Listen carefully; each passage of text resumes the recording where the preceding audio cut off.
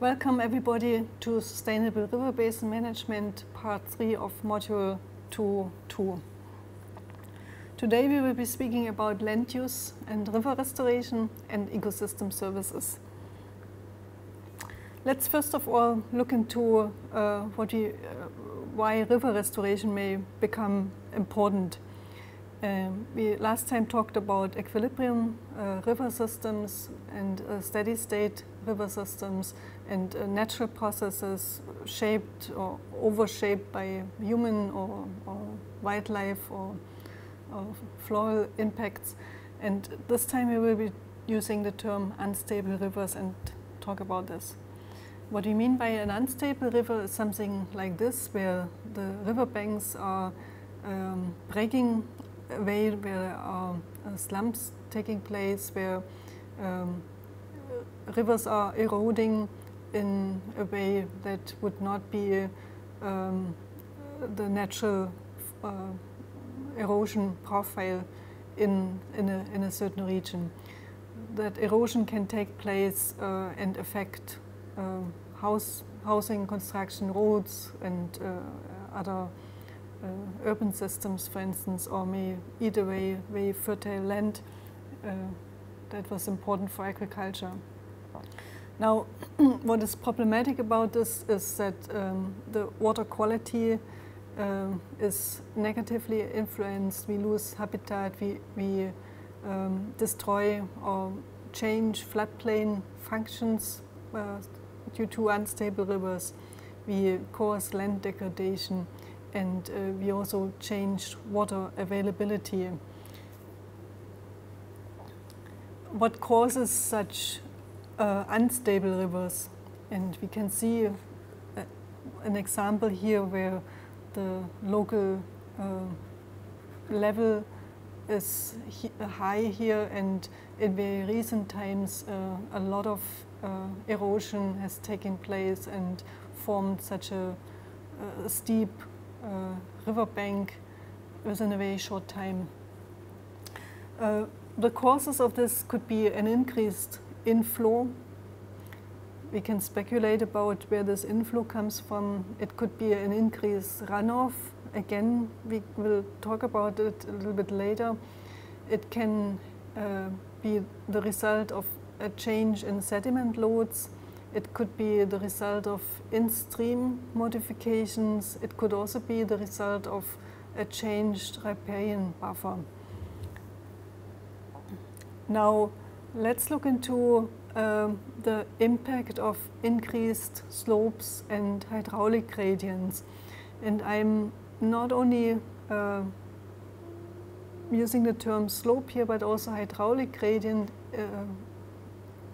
reminding us to the fact that surface water and groundwater are connected, and changing groundwater levels means changing hydraulic gradients, which have a direct impact on what happens on our surface. So floodplains may be drained faster, for instance, or areas which used to be dry may become wetlands due to changes in hydraulic gradients. Now, what the very generic model is, from which you can depart and analyze any other system, we have two stages, and in this case, the first stage, a river draining into the ocean, reaching the base level. It's meandering through a floodplain. The second stage would be if we would lower the water level in our reservoir here, that we increase, we create a gradient here, we increase slopes, and by that we increase head erosion. Head erosion is taking place and moving upstream. The river erodes into the floodplain, and we form a new floodplain here, and we have an old floodplain here. And then we may see waterfalls here, or we may have, or what we certainly have is an additional nick point here. So this is simply the result of reducing that base level here. And as it progresses, this newly formed floodplain becomes more established, and we develop an own watershed here, which increases the catchment of this part of the river here. So just a minor, appearing minor change in slope here, and change in base level can explain many of the river system features that we observe in our real life. The situation may be sometimes more complex, but the model actually is quite applicable to most of the situations. What are the causes of these increased slopes? They can be caused by our intervention. It could be because we channelize, we straighten our rivers. It could be because we are dredging rivers. Why do we dredge? We may want to make ships, allow ships to pass through our river systems to reach far inland to transport goods. Or it could be the result of tectonic events. But it could also be the result of a dam break. It could also be the result of the lowering of a reservoir surface. So we lower our local base level, we increase our local flow velocity. All of those increase slope and increase the instability of a river system. Let's look into examples of such change in dynamics and the results of channelization. I've chosen here the example of the Danube River in Europe. It's one of the major rivers. It's the major river system in Western Europe, and it has been. There have been trials to tame that river for over centuries, which were mostly not lasting long. In 1 year, it's the next rainy season or flood season. All these effects of building bridges and connecting islands were undone. It was possible to use old maps going back to the 16th century and to re-establish what the river system looked like at that time in the area of today's Vienna, the large city of Vienna, and the river system in the late 18th century. What you can see here is that this all before the major changes, major lasting engineering were achieved. What you can see is that there was one main channel here and several smaller ones, and which drained most of the water, and some temporary active, probably at high flow, piers, active channels somewhere here. And this changed completely over these few hundred years, and this formerly active channel became an abandoned an oxbow, and the main channel shifted to this northward area. Probably this has been going on for as long as the river existed. What the result is of today's engineering, or the last centuries, 2 centuries of engineering, is a straight river looking almost like a road, like a highway, and it has become a highway for the transport of goods and people through the city area, and some leftovers for probably also some land use purposes in this part here. So it has nothing else to do anymore with what the system used to be in the past. Now this has come along with a lot of costs. It has improved for shipping of, and transportation. Also the usage of this land more could be urbanized or used for agricultural purposes. However, because the canal was straightened, flow velocities increased, channel erosion increased, and such fast-moving systems are less able to cope with high flow events, with flood events, which then still breaks those banks and floods now urbanized areas. So for that reason, and for the health of the system itself, the aquatic life, the water quality issues, a lot of renaturation, of rehabilitation is taking place to reintroduce or reconnect some of these older existing channels of the Danube to the main channel again. We have other examples which look similar, extreme of Europe. The Rhine River is one of the major examples where the Rhine, the riverbed actually is eroded to about 6 meters below the former surface, which shows the impact of increasing, straightening a river and increasing the flow velocity in such an area.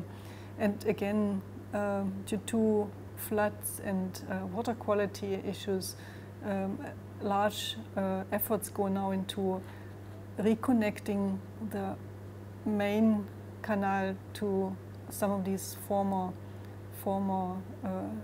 streams.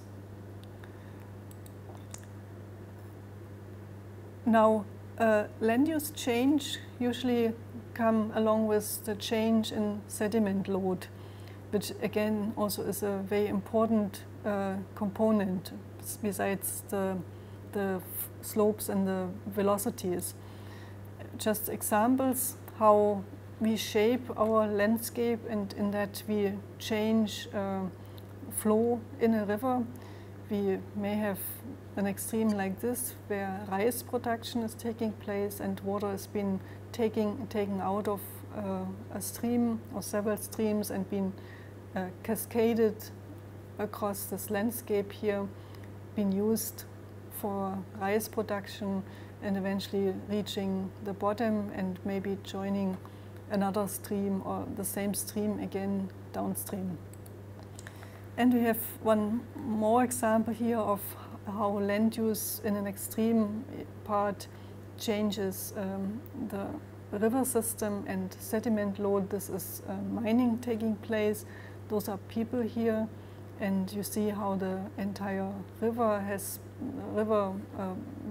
channel has been changed due to the removal of the riparian vegetation, but also the movement of sediments from one side, from one area to another area where digging is taking place and washing is taking place. And with the next major rainfall event, all of these sediments will be moved again and deposited somewhere downstream, and by that change local gradients. So agriculture are major factors. Artisanal mining, in this case, for instance, major deforestation and urbanization have a major impact on sediment loads. All of them essentially work on bank erosion, the impoundment of sediment loads. Now, another factor on land use change is that we change our flow connectivity, our stream flow patterns. You've seen those in the examples of the channelization of streams, but urbanization and especially the stormwater management in our urban areas have a major impact on these flow connectivities. Just an example of a peri-urban interface where we have a floodplain here, then we have some canal which was constructed to drain water from this urban area to somewhere else, to move this water, remove it fast from this area, and then we have housing right next to this very wet or wetland or floodplain area here. And such urban areas have the tendency to expand and grow beyond those limits. Those sharp boundaries probably will only be very short-lived, and very soon this part also will be a construction area and become urbanized. And that we change our river systems severely and irreversibly. Another example is where several rivers meet. This is a town in Germany as an example. I could have picked any other similar example. It's Passau in the south, called the city of three rivers. This is where three rivers meet. And because of the land uses in the upstream areas, we nowadays often observe situations where flood peaks occur, flash floods occur, and major disasters take place when those peaks meet at the point where those rivers join. So this is a major management issue, which also is one of the reasons why river restoration has become so important. Now, what are the techniques to stabilize a river? There are traditional engineering fields dealing with this. We used to apply channel armoring. We are lining our systems so that water cannot infiltrate into the soil or not leave the canal. We use culverts, and the usual picture of an urban environment with a river would be something like this. Again, I could have picked any other picture for that, showing how rivers are somewhere built, completely taken over. River systems, drainage systems have completely disappeared and are taken over by the urban needs of this region. And how rivers in detail would be, in many cases, look like in our cities, in our urban areas. We may have some space to walk along here, or to some cycling tracks and so on. We may enjoy this when there's water, but it is very artificial and not really connecting to a river system. It's efficiently channeling water from one end to another end without taking into consideration here the usefulness of this water, maybe in this very location. So all of these traditional engineering, besides these aspects which I mentioned already, have shown very limited success. And this is because the major events cannot be curbed with these engineering solutions. An example is here. This has been a lined river system, and once a major large magnitude event comes, all of this has been washed away like toys. And another example is here, an experience from the Elbe River in Middle Europe. Again, a major flood event, several flood events in recent years. The last major event was in 2006, and this particular area is the city of Dresden. It's a large urban area here where the Elbe River was lined and is lined, and with the flood event, the Elbe River actually reclaimed old former river channels, and they became active and very predominant. The effect was, for instance, that one of the arms of the river are underneath today's railway station. That railway station got washed out. It's a major railway station in the city. So whatever we do, and we may be able to tame under low flow and moderate flow conditions, will be in many cases completely undone under large events. Let's look into stream evolution, and there are typical pathways to that. Just taking one of the examples of how the critical height and the base level height play together and form different valley shapes and sedimentation and erosion processes. Erosion taking place laterally, taking place along the channel or deepening a channel, or a combination of all, some collapse taking place, and the formation of alluvial floodplains with old terraces and active terraces and so on.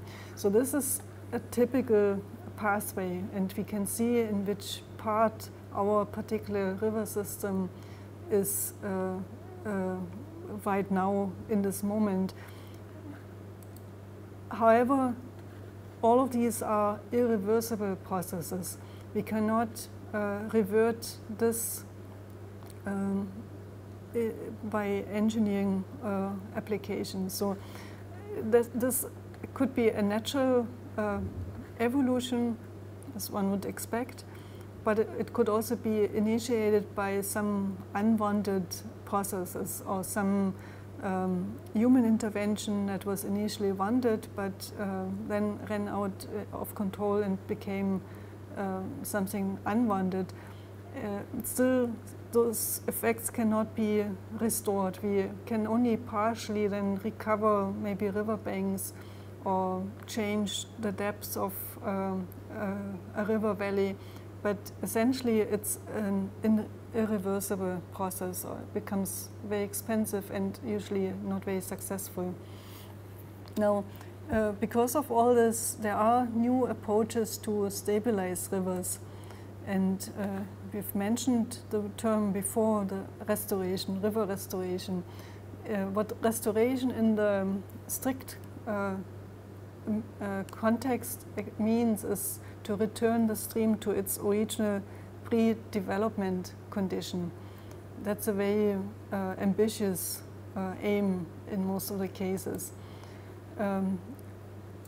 More appropriate is the term river rehabilitation, which means that we are trying to stabilize or to fix some of the aspects in a degraded stream, to restore it, to bring it back to some close to some original condition.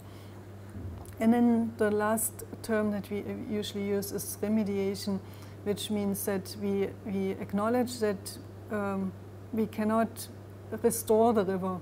We cannot change the river back to an original condition because it's not relevant anymore. It's simply not possible. It's maybe politically also not possible. And by intervening here, we simply create completely new conditions in the river, which may become better. It may become a healthy system again. Now, this figure here shows this relationship. We have here the ecosystem structure, which could be measured in species richness, and we have here our ecosystem function, which could be measured in biomass. And then what we can say that our original ecosystem, this was before we degraded or changed it, before a dam was built, for instance. It must have been a system that was probably in the specific climate condition, the specific situation where it occurs, rich in species, high biodiversity, functioning ecosystem structures, and functioning ecosystem services. And then as we have been using it, abusing it, we have degraded the ecosystem to a very low level, very poor in species richness compared to what would be normal for, or typical for such a system, untouched system. And with remediation, we would try to achieve something like that would be positioned here. It would be a new ecosystem, and we would expect it to be serving all of the ecosystem functions. We are not able to restore species richness in any way. There may be trials to reintroduce species, but all of those trials have, there are lots of examples of that have badly failed because we don't understand the complexity of those interplays and connections of species. Now, we can say that what we want to achieve is a good ecosystem health. We want a system that is rich in biodiversity. We want a system that is rich in functioning as such. Very difficult questions are usually what is our baseline. We need a baseline to be able to classify something as a degraded system, or to be able to say we want to remediate or we want to rehabilitate or restore to this and that level. What is our baseline for that? Usually very difficult to answer. Also the question of which target we want to achieve.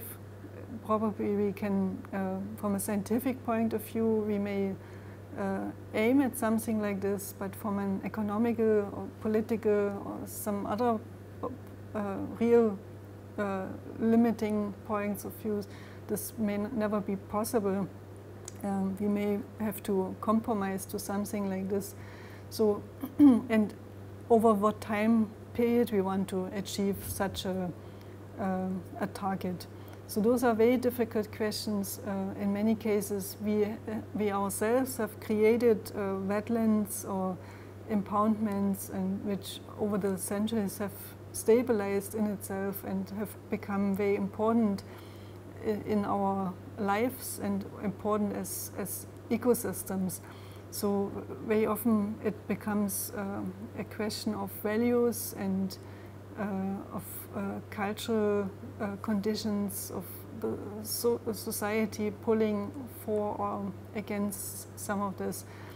So not in all of the cases it's very obvious that it's a toxic river, it's completely degraded and something has to be done and action will be coming out of something like this. Now let's conclude on river system health and on this module. The first rule of rehabilitation is, and I'm quoting here because this is, it says it all. The first rule of rehabilitation is to avoid the damage in the first place. We can state that it's easy, quick and cheap to damage natural streams, and on the other hand it is very hard, slow and expensive to return what has been damaged to an original state. It's in many cases simply impossible. We usually are not capable to return the system or come anywhere close to the complexity of a natural system. And for that reason, the highest priorities should not be in rehabilitating streams, putting our efforts into becoming good in this, but to avoid damages, especially of those river systems which are currently in good conditions. This has been coming from this group of authors, and you should try to get hold of that publication yourself as well. Thank you, and I'll see you next time again.